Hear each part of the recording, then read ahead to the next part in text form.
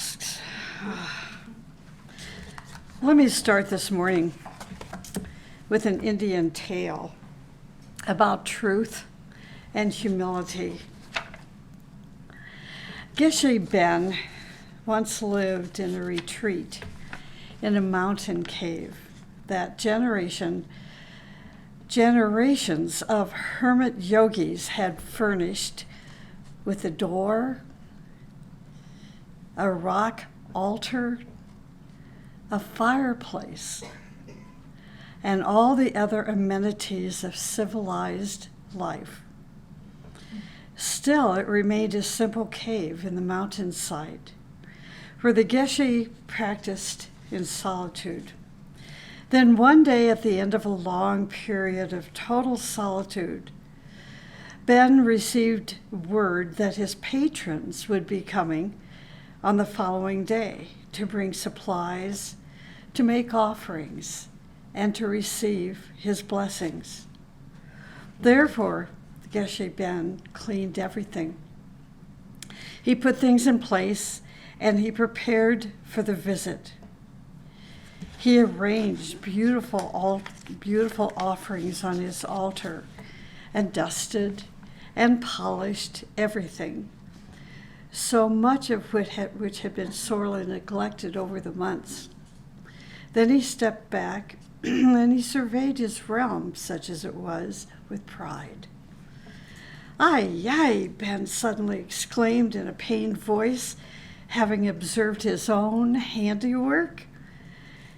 He said, "What demonic force has entered here into this hypocrite's haven?" And reaching into a dark corner, he grabbed up a handful of dust and dirt and threw it on the altar. "Let them see this mountain hermitage and its occupant as it is," he shouted exultantly. "Better," he said, "better no offerings at all than offerings to the mere facade of virtue."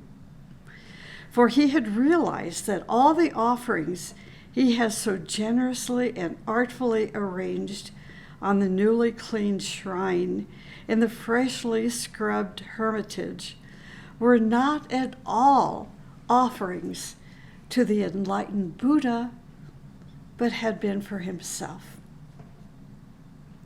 Let them come and visit now, he thought with satisfaction. And so they did. When Padampa Sangye, the saint who came from India, heard the tale some years later, he exclaimed with approbation that handful of dirt was the best offering made in Tibet. Isn't that great? I just love it. Last week I talked about spiritual fire and initiation, and today I'm talking about the fusion of spiritual fires. You know, I always get concerned when I present lectures of this nature, because if you haven't had the experience, then it's just abstract. And oftentimes the mind has a very difficult time grasping it. And then you use fantasy and imagination, and it takes you really off course. I was thinking, if we had a combination of a scientist, an advanced computer techie, a geek, an artist, and all in combined, they're going to take this lecture, put it together through technology, through the computer, present it in a way of 3 or 4 dimensions that will really make sense. They would be able to take the whole anatomy of the body and the inside of the body and the aura around the bodies and the subjective planes that surround the body, and put it all together, the whole process of what happens as you go through initiations and the process of the fires and the process of transmutation and transformation. Can you imagine seeing like this 3 or 4 dimensional magnificent video of such an event? See, then we would understand what now is basically invisible to you until your psychic ability increases in sensitivity and you can begin to feel it, and then you begin to see it, and then you totally understand the process. Otherwise, at this point for most people, it's just something to learn about and wonder and say, this is too much for me, I don't understand it. Or instead, you'll research it, learn about it, create some compilations, and wait for it to happen. So, here we are. If this information is new to you, then it's going to stretch your thinking, really stretch your thinking. And you're going to be very excited because now you are understanding evolution, the process of the evolution of a human being, and all the potential that your soul has to advance. If you are familiar with it, then you're going to learn new things today. Either way, I suggest that you listen to the audio or the video recording 2 or 3 times to try to assimilate this morning's talk. So let me begin. First, let's think about the physical body. If you've studied the esoteric teachings, if you've studied esoteric healing, you know that our physical body is surrounded by lower ethers. Now, I'm using this term lower ethers, not ether, not lower ethers with an S. Our physical body is surrounded by the lower ethers. So you've got to think about what that means, and I'll tell you in a minute. Lower ethers are divided into 4 levels. And again, these lower ethers surround our physical body. The 4 levels are, in fact, the prototype of our physical body. The prototype of our physical body, these 4 ethers, 4 lower ethers. The prototype of the physical body, they surround the physical body, and what is interesting is that they penetrate the physical body as well. All 4 lower ethers penetrate your physical body. Now, for those of you that need to be reminded or don't know at all, these 4 ethers, lower ethers are called, starting with the lowest, the chemical ether, right? Does this sound familiar? Life, L-I-F-E, life ether is the next, more refined, let's say. Then the next, going up the ladder, ether is the light ether. So we've got chemical, life, and light, and then finally the reflecting ether. The reflecting ether is the highest of the lower ethers. Okay. Now, we have higher ethers. These higher ethers are called cosmic ethers. And the cosmic ethers are also 4 levels. They are called, from bottom to top, intuitional plane. That's the 4th cosmic ether. The intuitional plane is the 4th cosmic ether, and it is blue, fire. And since today's talk is about fire, I thought I'd throw this in. So the intuitional plane is the lowest of the highest cosmic ethers, and it's blue. Its fire is blue. The next up from the bottom is the atmic plane, and it is called the 3rd cosmic ether, and its fire is yellow. So the intuitional fire is blue, the atmic fire is yellow, and the next higher ether is called the second cosmic ether, corresponds with the monadic plane, and its fire is red-orange. And then the highest cosmic ether of the cosmic physical plane is the divine plane, and its fire is ruby. Ruby fire. It's the first cosmic ether. Okay, did you get all of that? It's a lot. Now, what does ether mean? So I'm trying to break this down into pieces. So we're making the abstract less abstract and more understandable. So the word ether means fiery energy. Isn't that simple? The word ether means fiery energy. It can also mean fiery energy currents. So it's fiery energy or fiery currents.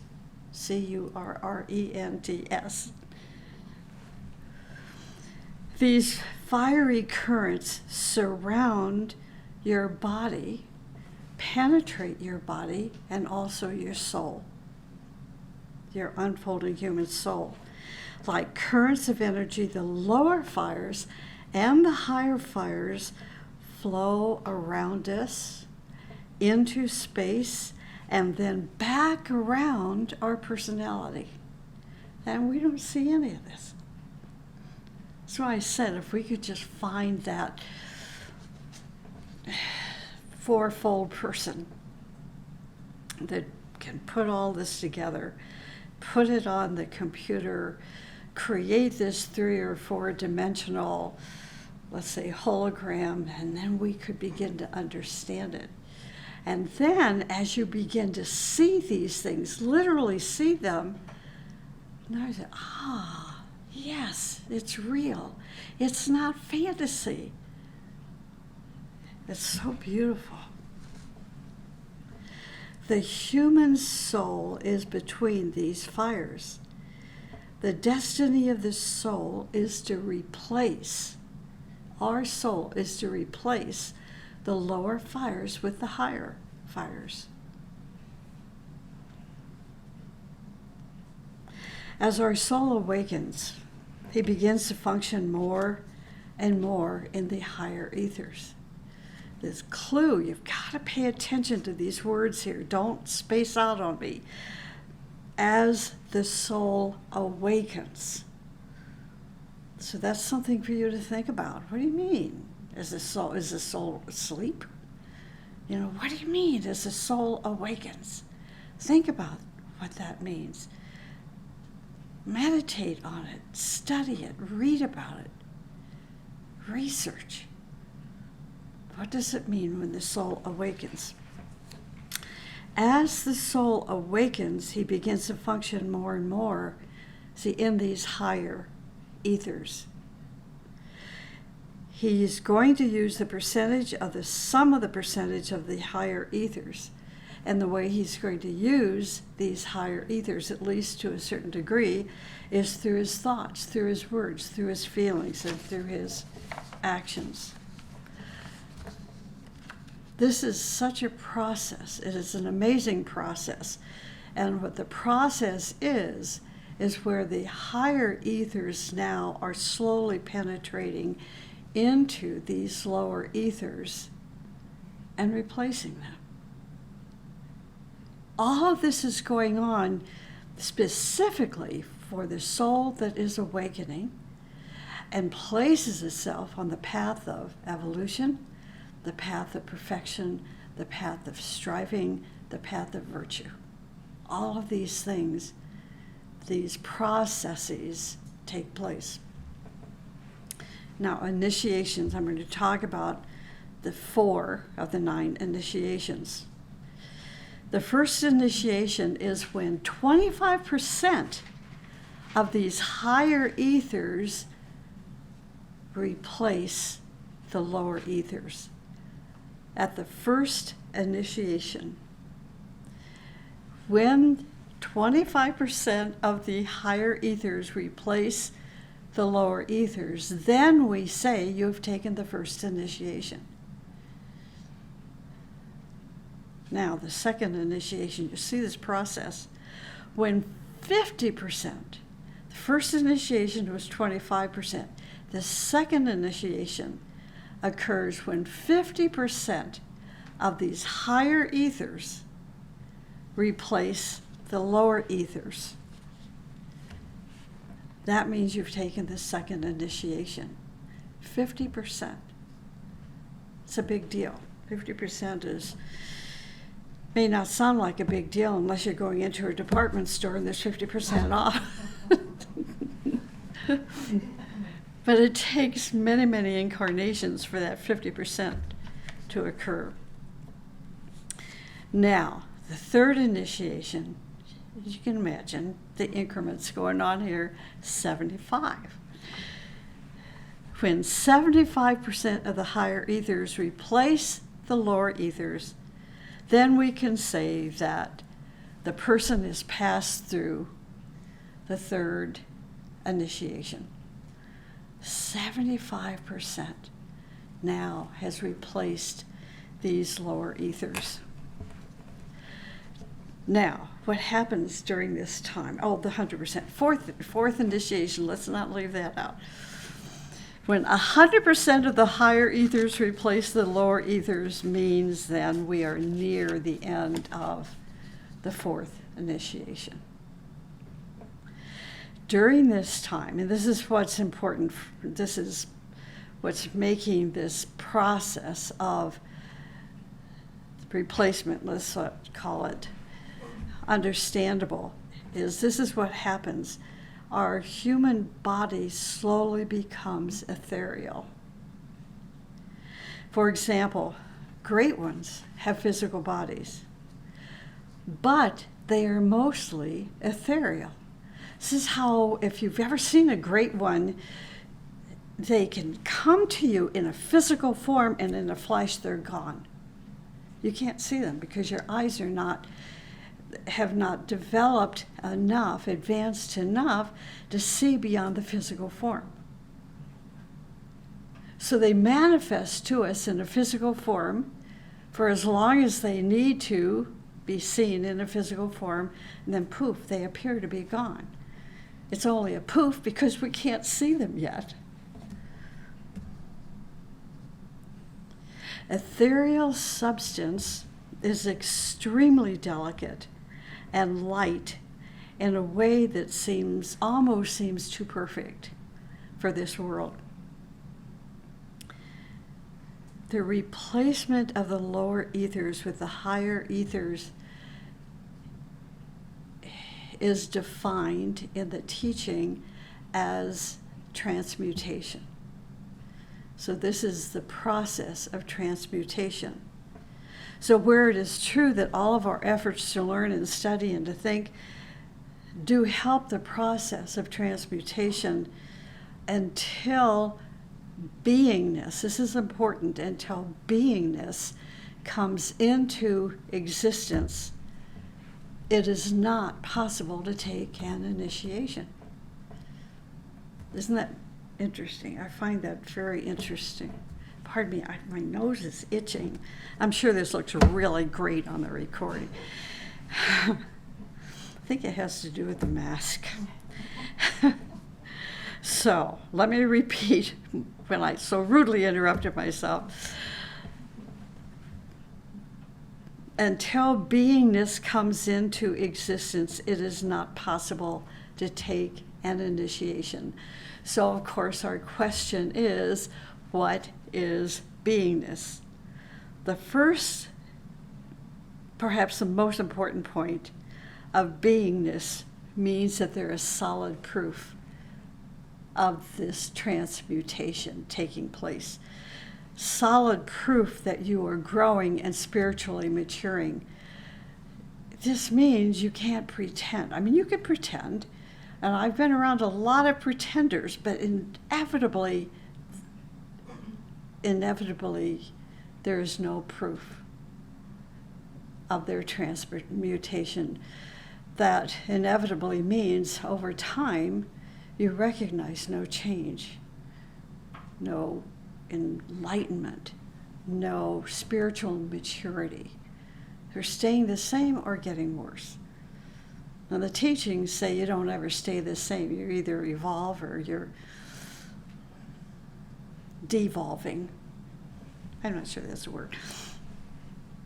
So beingness means that there is solid proof that you are growing and spiritually maturing.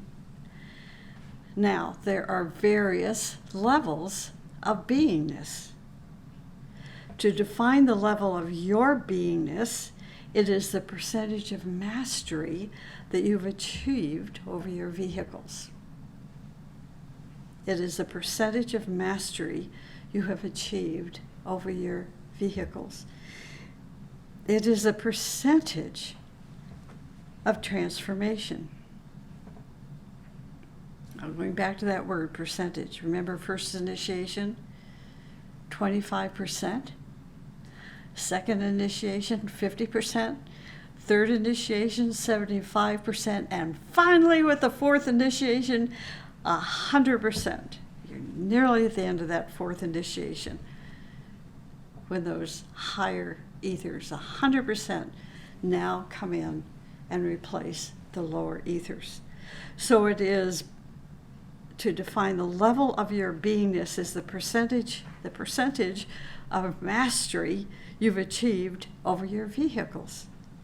It is the percentage of transformation you carried out within your vehicles, and this is important, I even have it bolded on my paper, the percentage of substantiation of your soul. The percentage of substantiation of your soul. And that there is solid proof of this growth. Transmutation is the process which occurs when the higher atoms replace the lower atoms, causing the fires of matter to fuse with the fires of prana. Causing the fires of matter to diffuse with the fires of prana. Prana is the internal fires that I referred to in last Sunday's talk. During this process, when the higher atoms replace the lower atoms, now the energy of your lower chakras are replaced by what? Exactly, by the energy of the higher chakras. With this occurrence, certain things change within our personality life. Our desires change. We become more refined. We're not coarse. We're not stupid. We don't act and make ignorant decisions. We become refined individuals. And we no longer stand and dwell in and bathe ourselves in the vibration of anger and hatred and jealousy and fear. In fact, we can no longer stand the vibration of these ugly-based thoughts. They make us ill. But at this stage, we are still not yet in total control. Isn't that interesting? Seriously interesting. Also, during this process, the atoms of the higher ethers are now penetrating throughout your entire aura. Now, if you have that psychic ability, you see.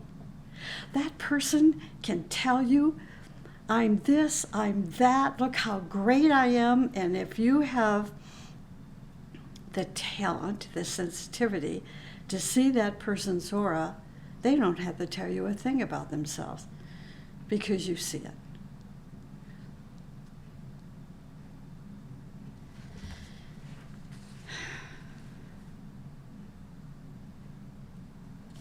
So during this process, the atoms of the higher ethers penetrate throughout your aura. This transmutation process is obviously a long-lasting process until all the lower ethers are finally replaced by the higher ethers. During this period, the healing process, a healing process, is going to continue until your soul, your human soul, builds his vehicles with the highest quality possible. You know, this is so simple. We have, strange maybe even, but as these thoughts come into my mind, I like to share some of them. And there's one thought, this is so simple. When I was a kid, Mom and I, on a rare occasion, we would go to the department store to shop.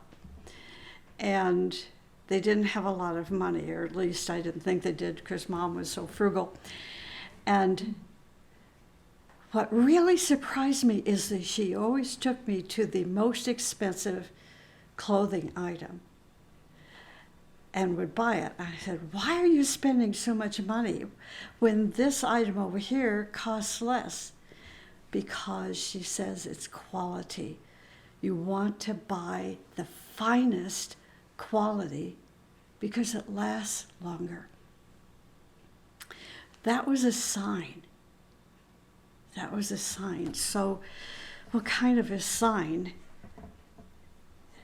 If the process of transmutation is a long-lasting process, don't we want to build our bodies with the best ingredients possible? The most refined, the most beautiful, the most intelligent, the most wise as possible. So that's what we're doing in this incarnation. We're trying to refine our thinking, refine our astral body, refine our physical etheric body. So in our next incarnation, we will be building these bodies from the higher ethers and not the lower ethers. No longer these lower ethers. This is why I believe Helena Rourke told her students to replace their 4 worst habits in that life. Because it's the worst habits that prevent the transmutation process from taking place. When the old atoms are replaced with the new and healthy ones through the transmutation process, then the urge to deceive, the urge to belittle, the urge to disrespect others, all these actions, which are actions of disorder, actions of mental health sicknesses in the mental or the emotional body, they disappear. And human beings now begin to act in a very constructive way. Unless transmutation is a fact, no matter how much advice you're going to give to others, to strive to act in the spirit of beauty, goodness, righteousness, joy, freedom, striving, and service, those principles that Torcom talked about in almost every single lecture he ever gave. If the process of transmutation is not taking place, you can speak about beauty forever and ever and ever, and it will not change them. They will continue to live according to their various urges and drives, conditioned by what? Sick bodies. Every time we are depressed, confused, in fear, anger, jealousy, or revenge is when we are damaging these subtle bodies. So the old matter, these damaged subtle bodies must be replaced. See, replaced by the new so that we become healthy.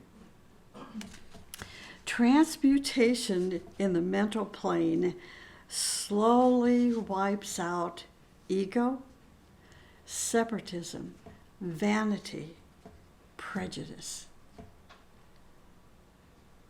It is not necessary to work on eliminating ego and separatism and vanity and prejudice.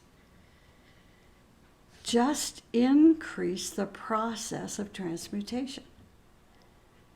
Increase the process of transmutation and all will be healed. As a muddy pool needs new currents of fresh water to become clear, similarly, new substance is needed to make your aura clear. When the higher ethers replace 50% of the lower ethers, you are going through a process of transformation. And the fires of prana and matter fuse with the fires of the mind. The fires of the mind are called solar fire. So I'm going to go back and repeat this. When 50%, we're taking the second initiation now, right? When higher ethers replace 50% of the lower ethers, then we are going through the process of transformation. And the fires of prana and the matter fuse with the fires, or fuse with the solar fire of the mind, the higher mind. When this occurs, it's also affecting the base of your skull, the etheric matter at the base of your skull. And this is where transformation takes place. So not only do you change physically, but your astral and mental bodies also change in appearance. Again, you can see this psychically. People living in the three worlds, this is how they will notice it. It's by your increasing beauty. And this is a beauty from the inside out. You can't fake it.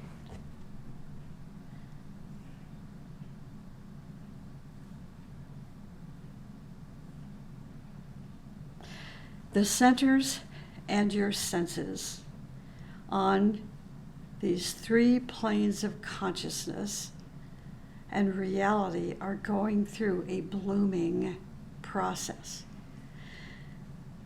The lotus unfolds with rare beauty, emanating flowers of many colors. So as your dense body absorbs more etheric substance and discharges more of these physical atoms, now your dense body becomes more etheric. Do you see how this works? And more powerful. You become more refined, more powerful and beautiful. Your body is assimilating this etheric matter and now is using it as a source of superior energy. What is also occurring is the fact that the etheric walls between your physical body, astral and mental bodies, and between the mental and intuitional bodies are becoming rarefied. I love that word, are becoming rarefied and translucent and transparent. See why I said if we could find that person that was a scientist and an artist and a geek and knew the anatomy, the esoteric anatomy, what they could put together in a 3 or 4 dimensional form would be incredible to see.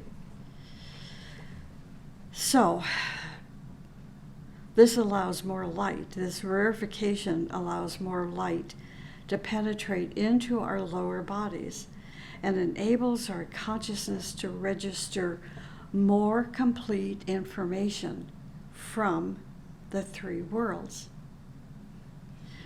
In one of our classes, I think it's one of our classes, one of our classes, we've been talking about the planetary Lord and how when we begin to function on that higher mental plane, we begin to understand part of the plan of the planetary logos. This is how it is done, through the process of transmutation and transformation, where we can register more complete information coming from the three worlds and the plan of the logos.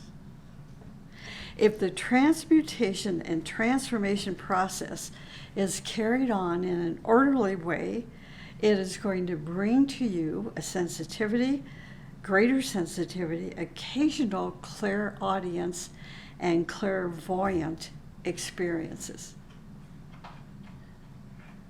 This isn't, again, it's not fantasy, it's not imagination. You can't pretend these things. This is why this is, I said in the beginning, solid proof of your beingness. This is part of the solid proof. Your etheric, astral, and mental centers now coordinate in a higher degree and impress their recordings on what? On your refined brain. So for example, let's take your astral body. Your astral body is going to change in form and shape. Your astral centers are going to unfold and radiate more light. Your astral eyes and other senses will pass through a process of metamorphosis and no longer look like a gray shadow with dark stripes on it, but change into a beautiful robe. In the mental plane, your mental body becomes an organized and harmonized whole. This is your mental body is becoming an organized and harmonized whole with beautiful colors, with an emerging and forming chalice of the lotus. The centers and senses develop further, and you see certain energy formations that in the future will be used as communication lines between yourself and the higher worlds and lower worlds. You're in the lower world, these energies are in the higher worlds, and now you're seeing communication lines taking place.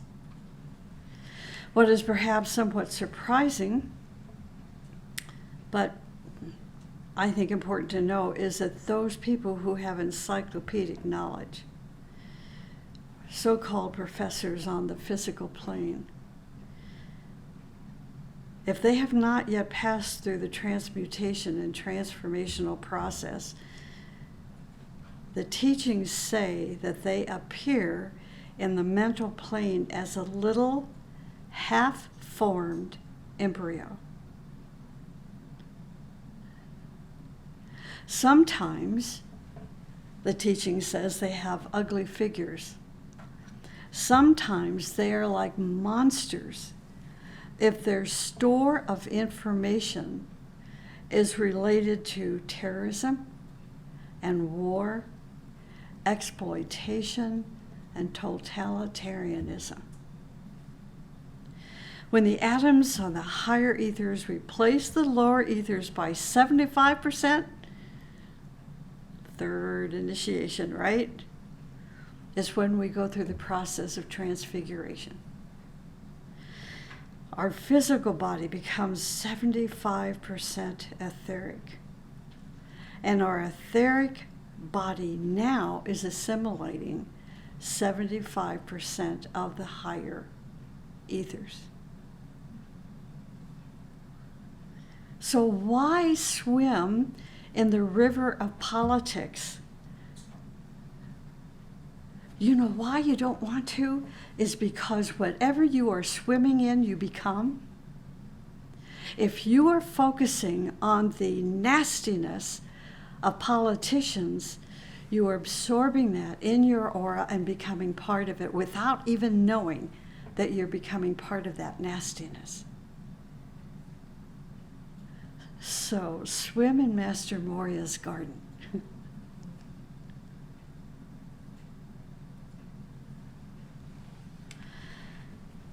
Okay, as we're swimming in Master Moria's garden, this is what happens. On the physical plane, our physical atoms radiate light, and our physical senses become highly sensitive and now more accurate. Many sicknesses or disorders of our bodies disappear, and our bodies become charged with a new supply of energy. Our bodies function in a more rhythmic manner. That's just on the physical. While we're still swimming in Master Moria's garden, on the astral plane, the centers and our senses are operating at 75% better than they were during the second initiation, than they were during the first initiation. As a result, we become more aware of the life going on in the astral plane. And for some of you, you've asked questions about this, so here's your answer. If you want to function consciously and see, literally see, and participate consciously on the astral plane, you want to undergo this transformational and transfigurational process, 75% now replacing 75% of your lower ethers. You now become able to serve on the astral plane where people need every kind of help, even I think more so than they do on the physical plane.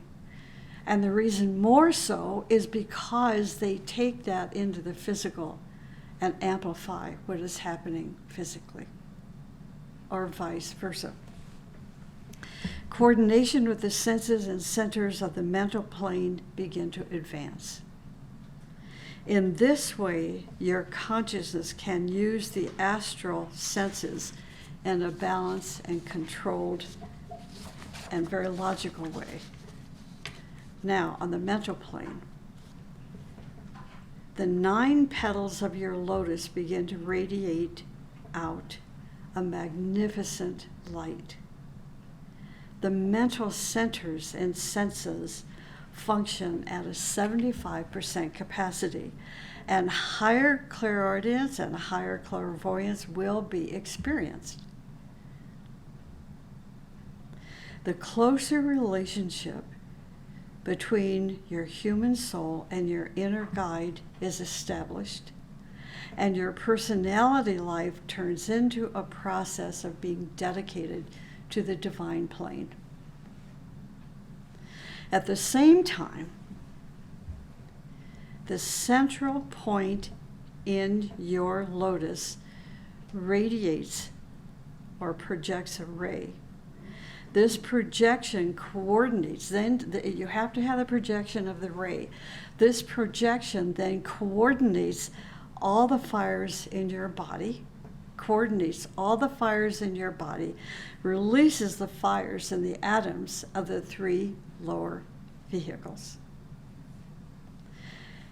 It is at this point you experience enlightenment, which we call transfiguration.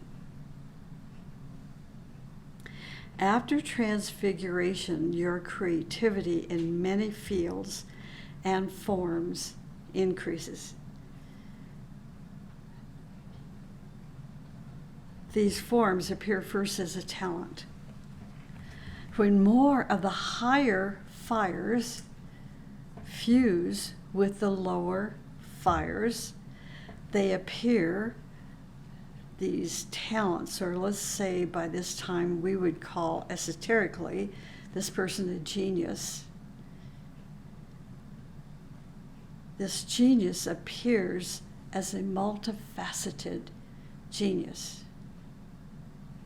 They're not just an artist, they're not just a physicist, they're not just an educator. See, now, they're functioning in all 7 fields or close to it. Always a primary field,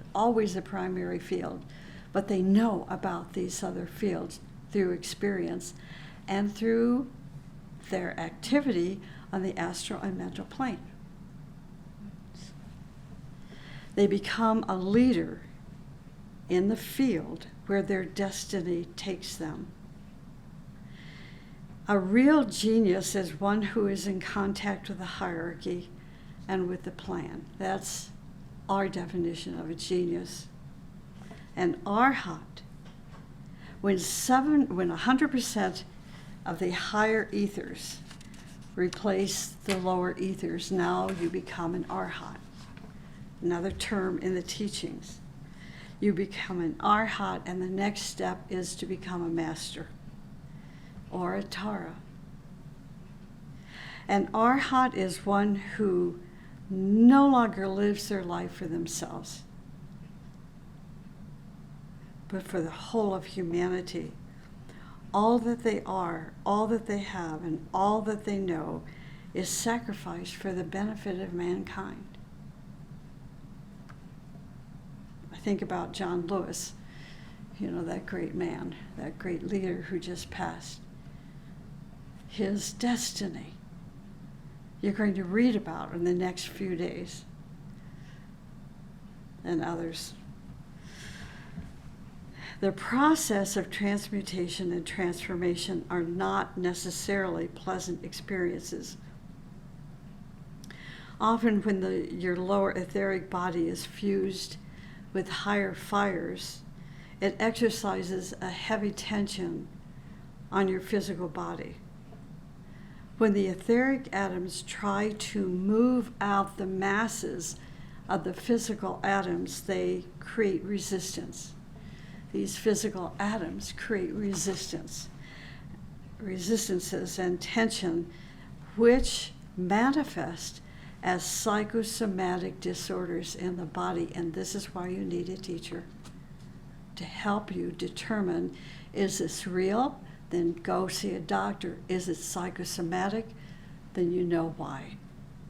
And the teacher will give you an order to help organize and create more rhythm in your life to make this process less painful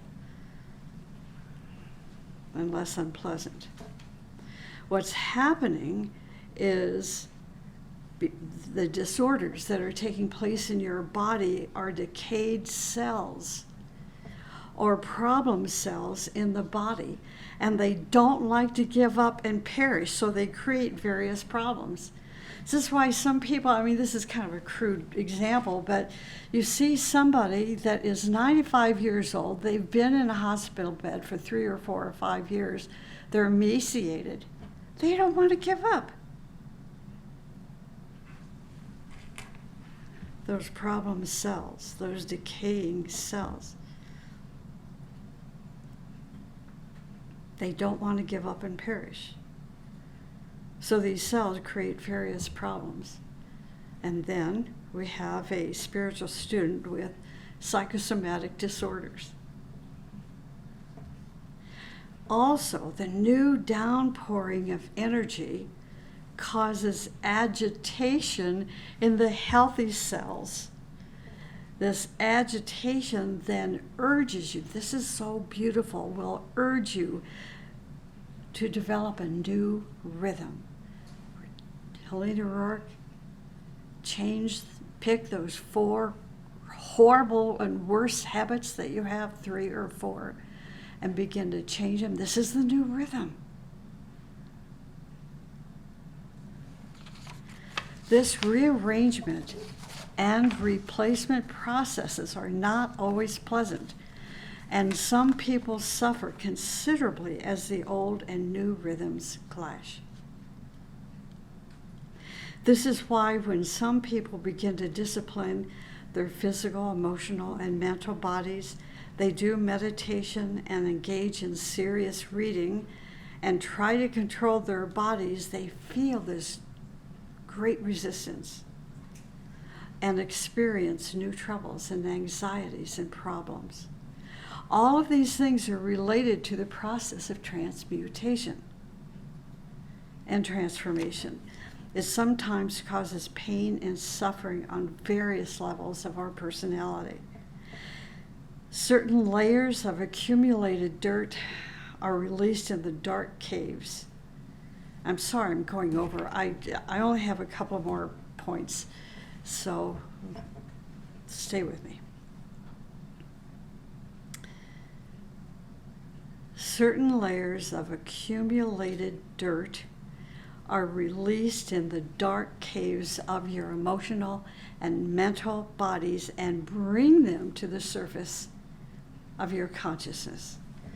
This creates great disturbances in your life as you aspire toward the higher, but in the meantime, find yourself in embarrassing situations. Just so you get a nice picture of the science of what is happening, when the fusion of spiritual fires take place, know that the fires of matter and prana are merging through the transmutational process through your shoulder blades. This is one of the things that happens, is that it's an energy, it's a pulsation, it's a pressure. Sometimes you're afraid you're having a heart attack because the pressure is so incredibly strong. The pulsation is so strong. This is transmutation. The fire of matter and prana merge through the transmutational process near your shoulder blades. These two fires merge with the mental fires in the process of transformation, like I said earlier, the base of the skull, in that area. These three fires merge with the fire of spirit in the process of transfiguration. It takes place, this fire of spirit and the process of transfiguration takes place a few inches at the top of your head, and thus you feel the pressure in the pineal and pituitary glands. Carotid gland also is typically affected. These fires fuse regularly and systematically. They fuse regularly and systematically. If you do your meditation and practice a sincere dedication to the light, if you try to serve people and continuously expand your field of service, and if you strive daily for perfection in your deeds and words and thoughts, those who are on the path of the threefold process have no fear of what happens around them. And they use events to increase the transmutation. They use the events and situations going on in their life to increase transmutation, transformation, and transfiguration. Those three processes that are taking place in you. So, that's my message for today. The fusion of spiritual fire. You see, this is, like I said, this is pretty abstract, but even if you haven't begun this process, when it happens, you're going to remember this talk. Say, oh, I know what's happening now with me. And you begin to develop yourself in the right way.